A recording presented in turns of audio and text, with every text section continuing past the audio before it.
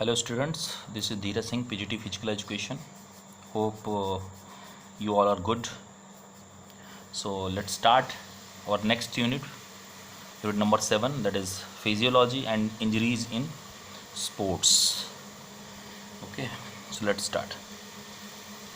तो सबसे पहले हम जानेंगे फिजियोलॉजी मीन्स आपके फिजिक्स से रिलेटेड जो चीज़ें हैं, है ना, उन चीज़ों के बारे में हम जानेंगे। तो जैसा कि क्लास 11th में मैंने पढ़ाया हुआ था फिजियोलॉजी क्या है। हाँ, फिजियोलॉजी जैसे कि बोल सकते हैं आप, it is a science which deals with the functioning of various organs और सिस्टम्स। हाँ, जो आपके वेरियस ऑर्गन्स आपकी बॉडी में काम करते हैं उनकी फंक्शनिंग के बारे में फिजियोलॉजी बताता है।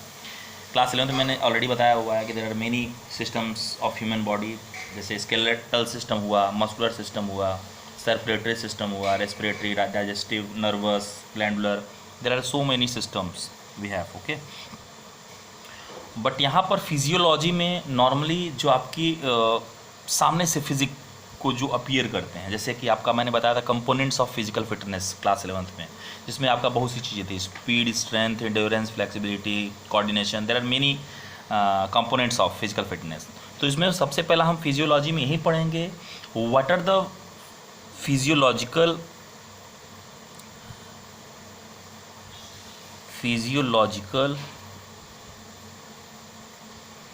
Factors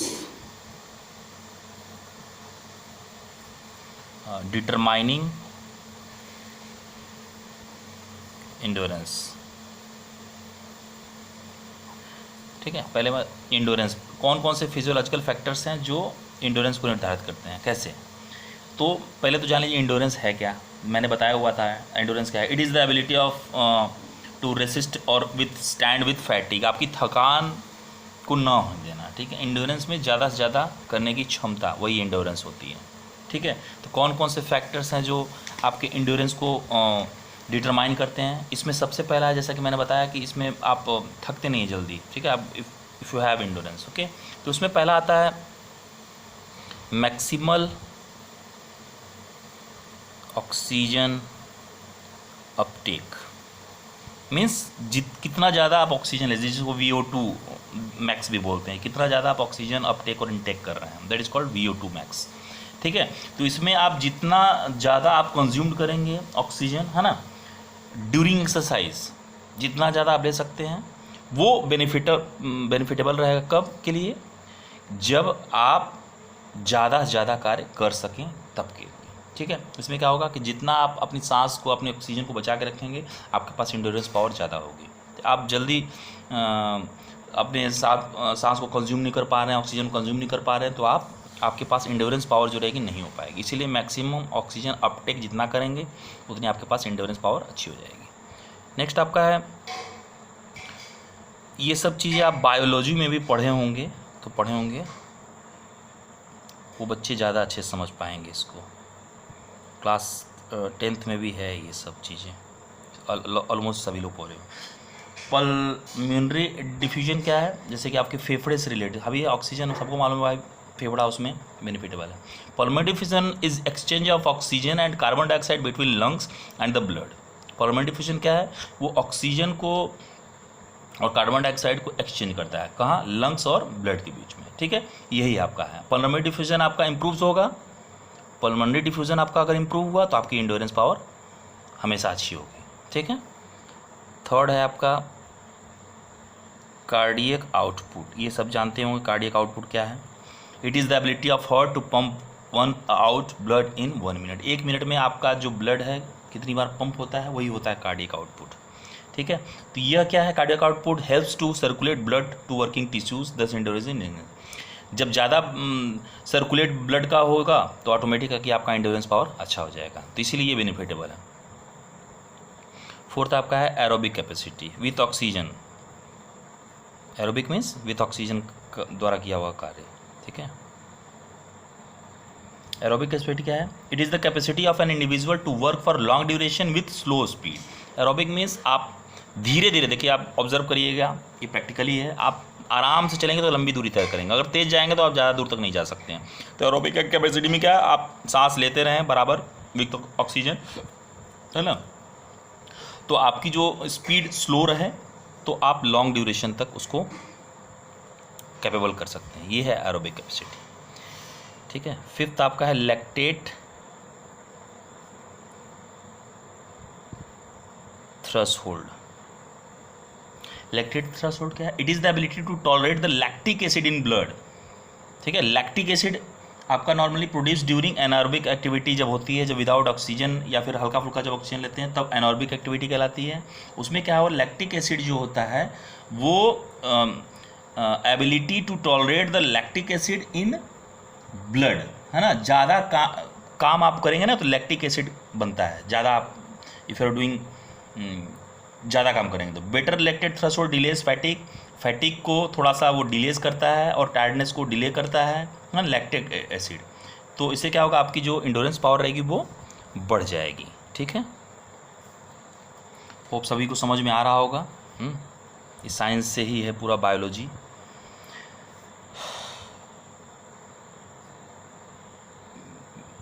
blood volume and flow.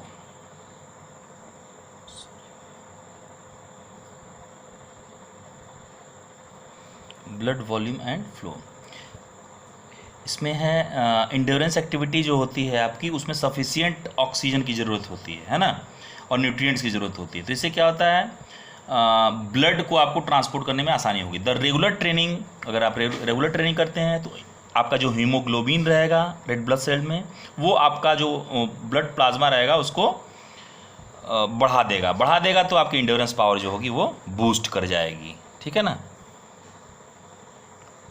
सातवां आपका red muscle fibres. Red muscle fibre क्या है? द रेड मसल फाइबर, जिसको स्लो टिच मसल फाइबर के भी नाम से जानते हैं, can carry more oxygen. Red muscle fibre जो होता है वो और ऑक्सीजन को एक्स्ट्रा स्टोर कर सकता है ना। तो इससे क्या होगा, आपकी जो एरोबिक इंडोरेंस रहेगी वो बढ़ जाएगी। इससे क्या होगा, जो रेड मसल फाइबर्स होगा वो इंक्रीज करेगा और जो आपकी इंडोरेंस होगी वो बढ़ जाएगी। नेक्स्ट आपका हाइड्रेशन। हाइड्रेशन क्या है? Endurance activities cause sweating and loss of important minerals. Endurance activity जो होती है आपकी पसीने ज़्यादा निकलते हैं ना इसमें। दस sufficient amount of water is required. पानी आपको ज़्यादा जरूरत हो, क्योंकि आप ज़्यादा मेहनत करेंगे तो पसीना निकलेगा तो आपको पानी की ज़रूरत पड़ेगी। तो उससे क्या होगा कि आपका जो इंडोरेंस पावर है वो बढ़ जाएगा। इसीलिए हाइड्रेट रहना चाहिए हमेशा। ठीक है, नेक्स्ट आपका टॉपिक है, ये तो फिजियोलॉजिकल फैक्टर्स डिटरमाइनिंग इंडोरेंस था। अब स्ट्रेंथ को कौन कौन से फैक्टर्स डिटरमाइन करते हैं?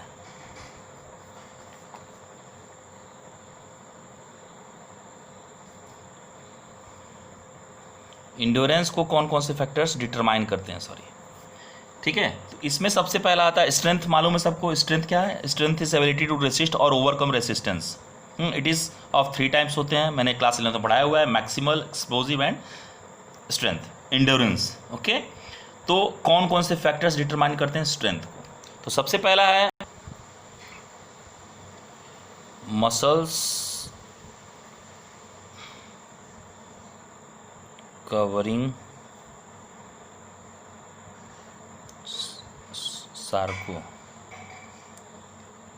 Sarcolemma.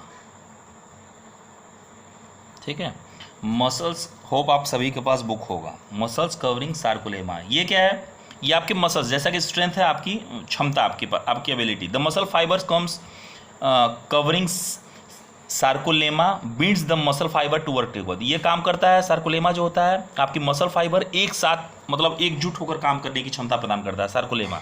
The sarcolemma covering increases the muscle cross sectional area and helps in strength component.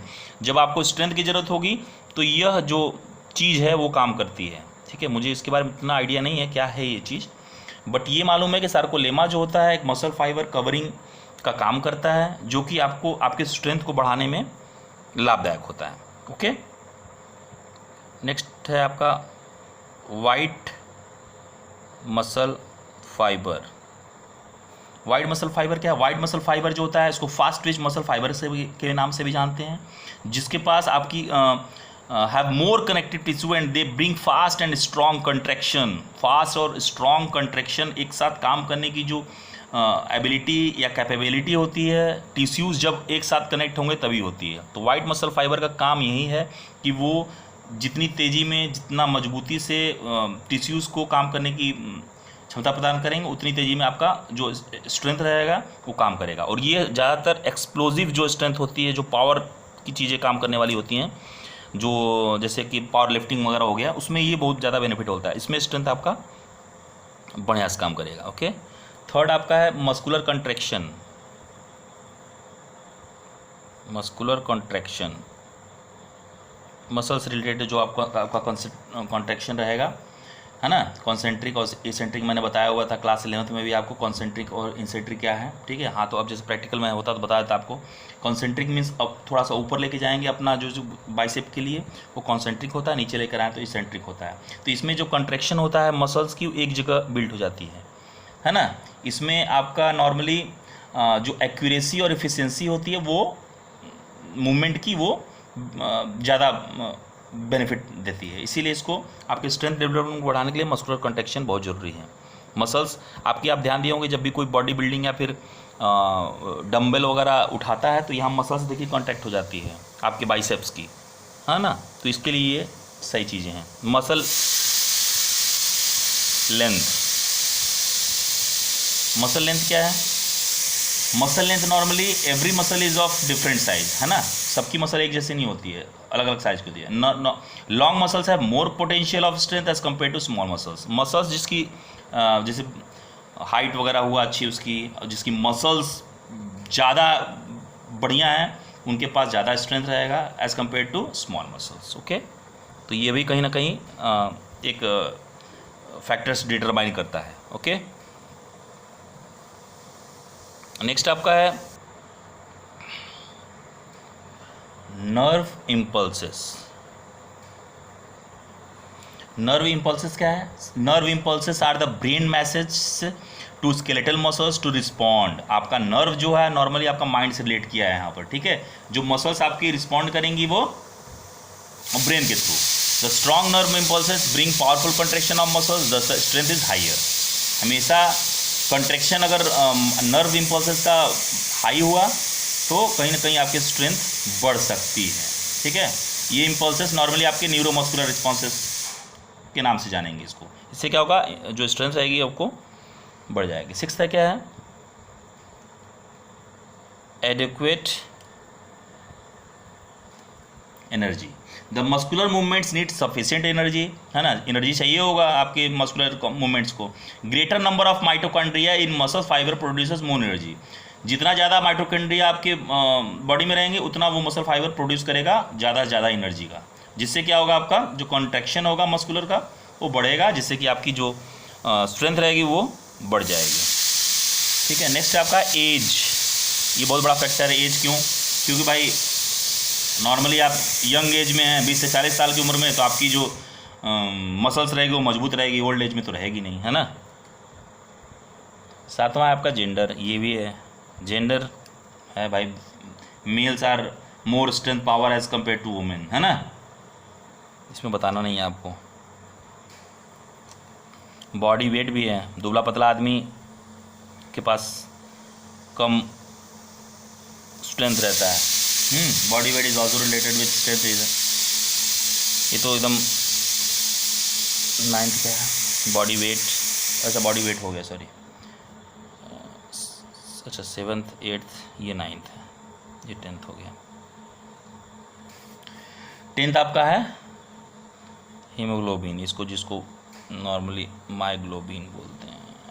Myoglobin क्या? It is type of protein, sorry ये हीमोग्लोबिन नहीं है। It is type of protein present in muscle fibre to store oxygen with produces energy during emergencies के अंदर जब कभी ज़रूरत पड़ जाती है। ये एक तरह का प्रोटीन है ना, आपकी मसल फाइबर में जो ऑक्सीजन को स्टोर करता है, ठीक है। इससे क्या होता है, myoglobin increases the strength of individual. Myoglobin जो है वो आपकी स्ट्रेंथ पावर को इमरजेंसीज कंडीशन में जब आपको लगेगा कि हाँ इसकी ज़रूरत है तो एनर्जी स्टोर करता है। ये माइग्लोबिन का काम है। ओके, चलिए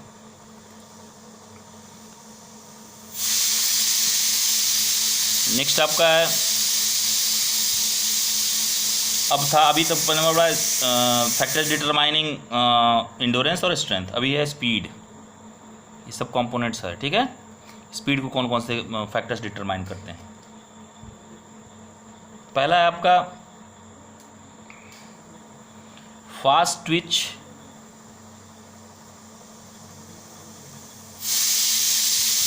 मसल फाइबर, ये सभी चीज़ें फास्ट ट्विच मसल फाइबर, अभी मैंने बताया आपको जो वाइट मसल फाइबर्स होते हैं उनको भी कहते हैं फास्ट ट्विच मसल फाइबर। जैसे मैंने बताया था इसका ये स्पीड है आपकी एज फास्ट एज पॉसिबल। इसमें क्या है, the greater percentage of fast Twitch muscles white muscle fibre, जैसे मैंने बताया फास्टर स्पीड, ये जिनके पास है उनकी जो स्पीड रहेगी वो मजबूत हो जाएगी, वो ज़्यादा तेजी में दौड़ सकते हैं। Neuromuscular responses, neuromuscular means neuromuscular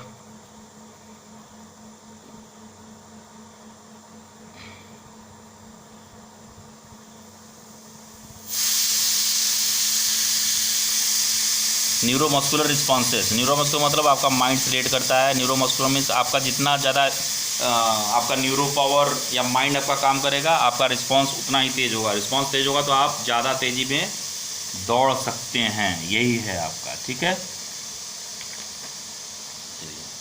next आपका है फ्लेक्सिबिलिटी।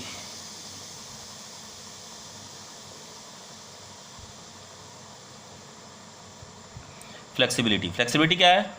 आपका लचीलापन। Higher the flexibility more is, अगर आपके पास फ्लेक्सिबिलिटी अच्छी है तो आपकी स्पीड भी अच्छी होगी, ये ऑब्वियस है, ठीक है। एटीपी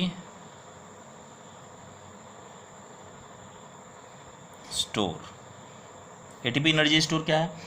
एटीपी स्टोर को नॉर्मल फॉस्फोजन स्टोर्स भी बोलते हैं। इसमें क्या होता है, आपकी faster is the energy release for speedy and anaerobic activities में ये काम देती है एटीपी, ठीक है।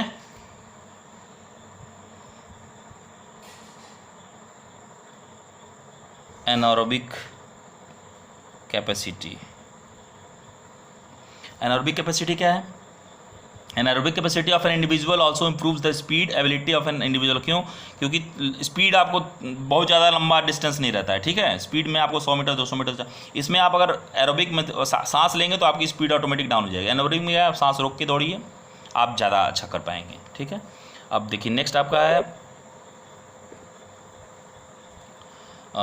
फ्लेक्सिबिलिटी को कौन कौन सी चीज़ें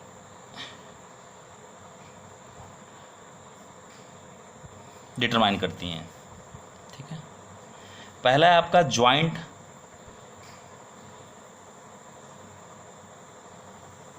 आर्टिकुलेशन। चलिए मैं अभी बंद करता हूँ, मेरा मोबाइल डिस्चार्ज होने वाला है, ठीक है। नेक्स्ट वीडियो मैं कल बना दूंगा, नहीं तो ये भी अब ख़राब हो जाएगा। ओके, तब तक के लिए बाय।